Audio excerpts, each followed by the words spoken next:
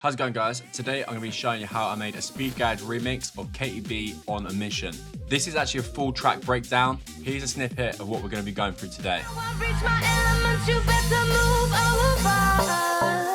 But he doesn't, he blocks my way. I try to push past, but he wants to play. So I sip his drink as I hold his gaze. When we erupt into the room and hear the sun go,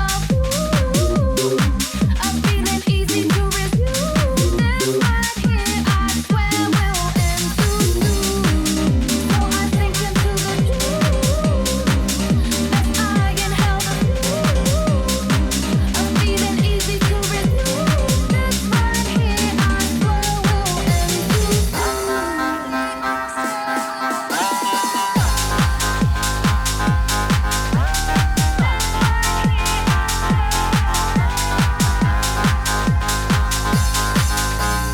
So this track is made up of 5 parts. The first part are the drums. The next are the basses. There's this Reese bass, a donk bass, and a warp bass.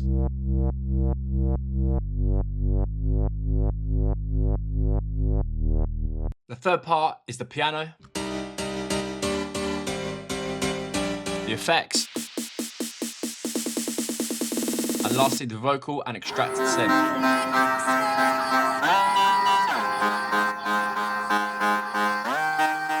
Let's firstly start with the drums. Great, so the drums are very simple. The first layer we have is this kick, just hitting on every beat. If we look at the process, we have a drum bus, and we also have an EQ boosting at 50 Hertz.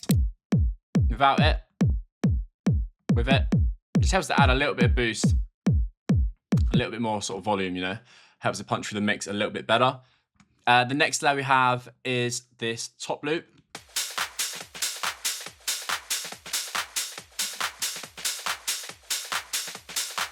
This is basically made of like tons and tons of different layers. I think there was literally like 15 layers, but I've exported it all.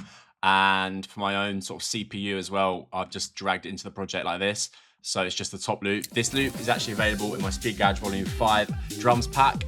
This pack has tons of different loops, one-shots and effects. So if we come over here, so obviously this one's 53. Then we got 49. We've got all these different ones.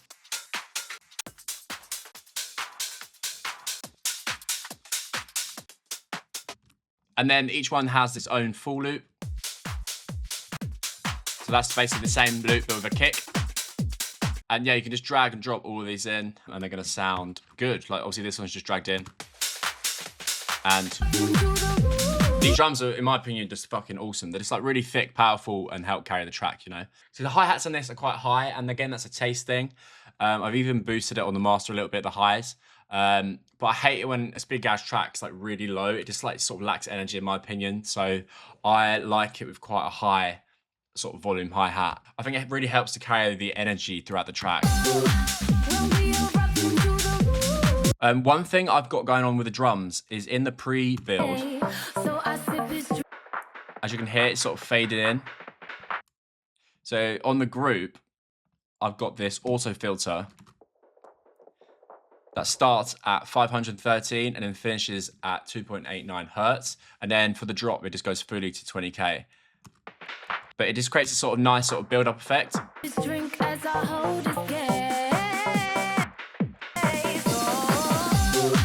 Same thing sort of going on with the kick drum, but in reverse. So what we've got is this auto filter, but if I show it, it's taking out the low end. So the kick is sort of more thumpy, and then this sort of fades in. And then for the drop, it's like full bass.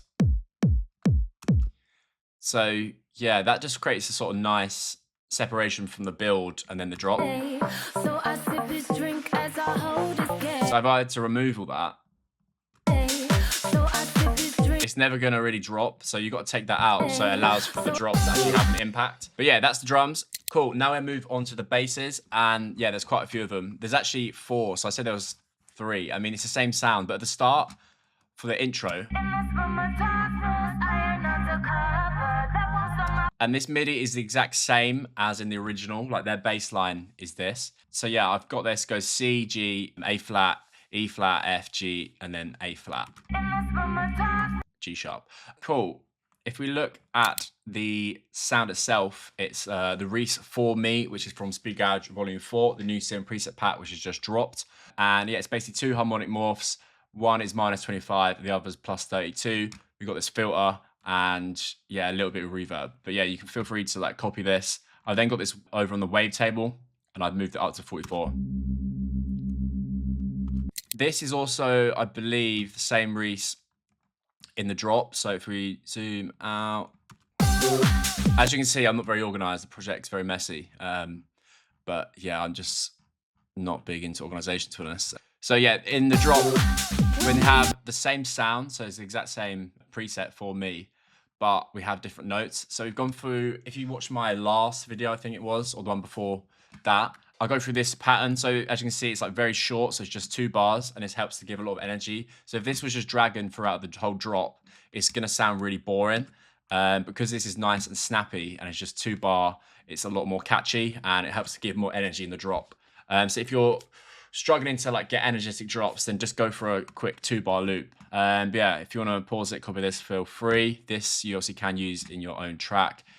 This is obviously kind of copyrighted because it's from their original. Sound itself, the same one. So we've already really kind of gone through that. We've again got this Saturn 2, which may or may not be working. Let me just mute it because my trials run out.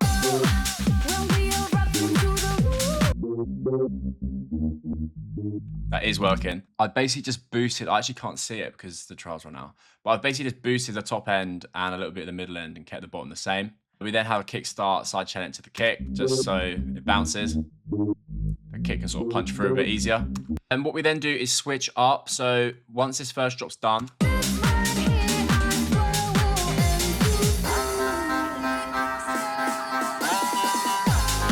I then wanted to change it. So I've got this warp, really thick warp, kind of just gives it more sort of power. And so yeah, this is obviously a preset from that same Speed Gouge Volume 4 pack. If you want this pack, the link for that is in the description. I go through it and demo it on one of my other videos, the one before this. And yeah, it's just full of tons and tons of sick presets. If I show you a few of them now.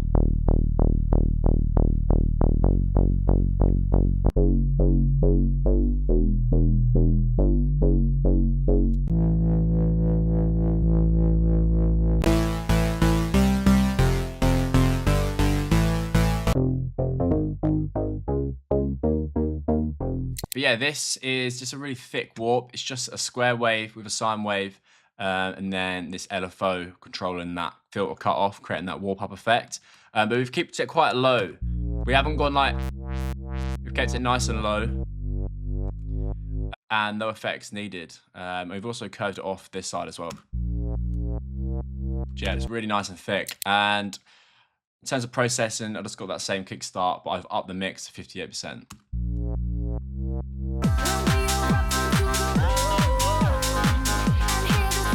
Cool, and we also have this extra thing, but this is kind of just, might as well not be there. You can't really hear it.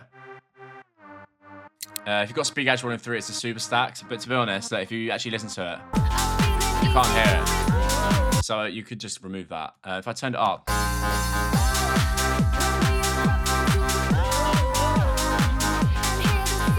Yeah, but I mean, on the actual export, it's so quiet you can't even hear it, so it's kind of pointless. But it sounds pretty cool, to be honest. But yeah, it's going to kind of wash out the mix because there's so much going on. Cool, yeah, so in the build, I have this donk. So this is based on Parsi Nani Nights Out. And it's 2 FT add seconds. One's -1, mine's -1, +7. So it's creating a sort of chord. And then I've attached a wavetable to this macro and then moved it up to 17. The envelope is also controlling the filter cutoff, creating that sort of plucky sound. Otherwise it's going to sound like that. Effects, we've got, the hype is actually turned off. We've got compression, a bit of reverb, and an EQ, which is connected to this macro. Just if you want to get rid of the bass, you can. So I've taken out a little bit. But yeah, in terms of the notes, it's the same as the drop, But there's a little change here. So if we just consolidate this, rather than this repeating and it's got this flick up here. So on this one, I'll just keep it along. And then at the end, I've got this sort of double tap build. This is the same as in Bless, Craving for You. I've sort of copied that technique, so I thought it was really sick. I've done it on my own track, which I like.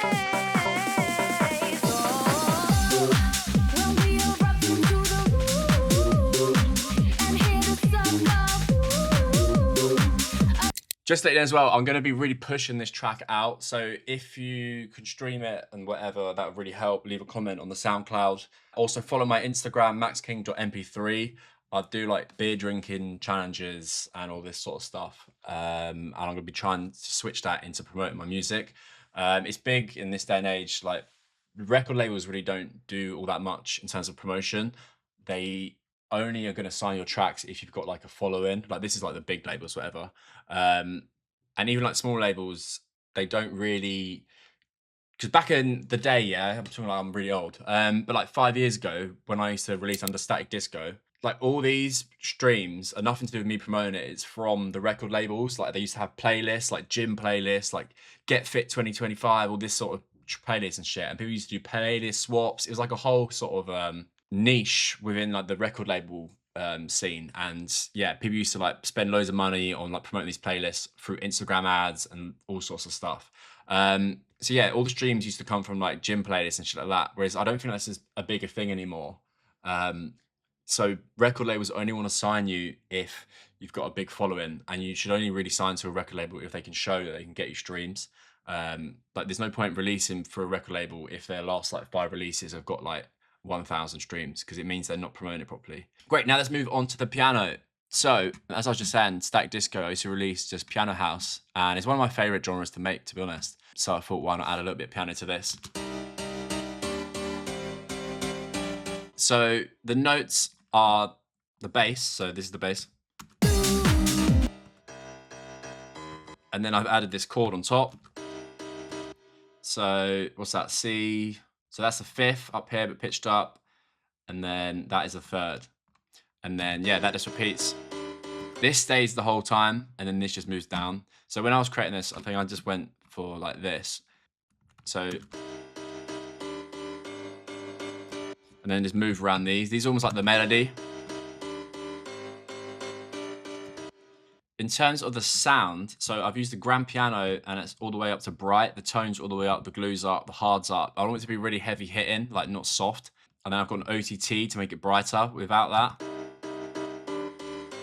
Makes it really sort of tinny, but really stands out in the mix.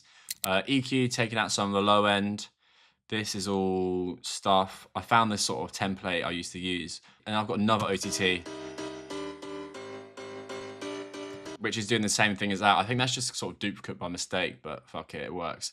I've also got this bass mono, so everything below 266 Hertz is in mono. On the second layer,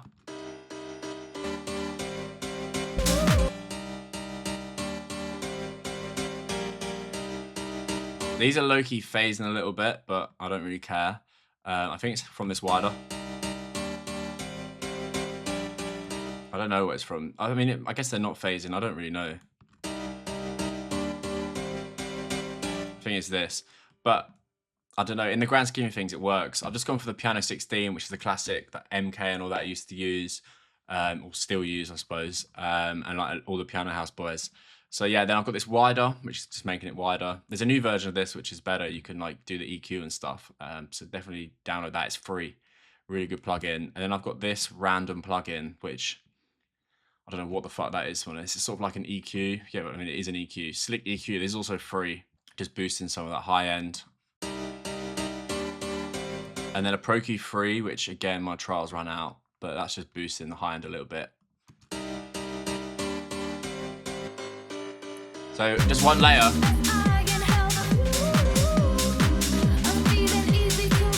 It sounds alright, to be fair. But then yeah, just load that and then add a second.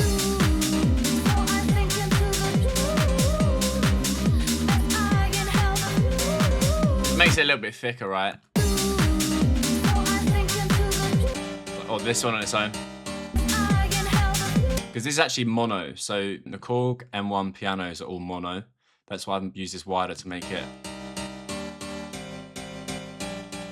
more stereo.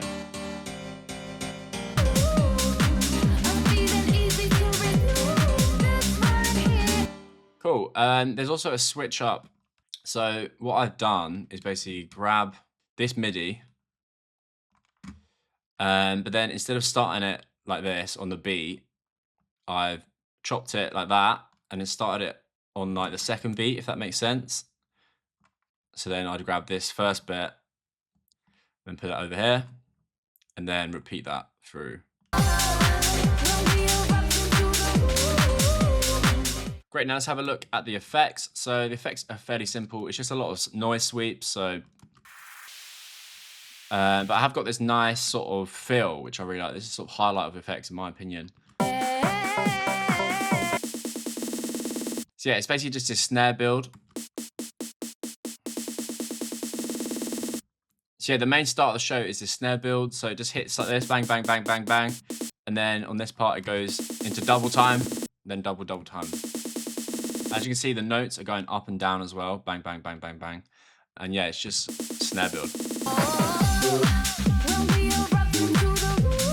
Great, let's have a look at the vocal and the synth. The vocal is obviously from Kate Being a Mission. So what I've used is this LA to split the vocal. And I've also done that with the synth. So you can select synthesizer. And then I've got that synth in here, which is a little bit janky. Like you can tell that it's been split on its own. So I've added a few effects. A little bit EQ, taking out the low end, because there's a little bit of low end in this bit. Just where it's not split properly. But yeah, in context, you can't hear it as badly. Do you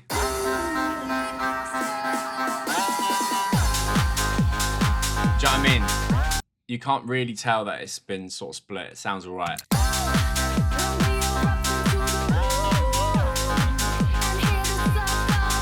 Great guys, thank you very much for watching. I hope you learned something new from this video. Definitely check out the track. I will see you next week for another banger. Cheers.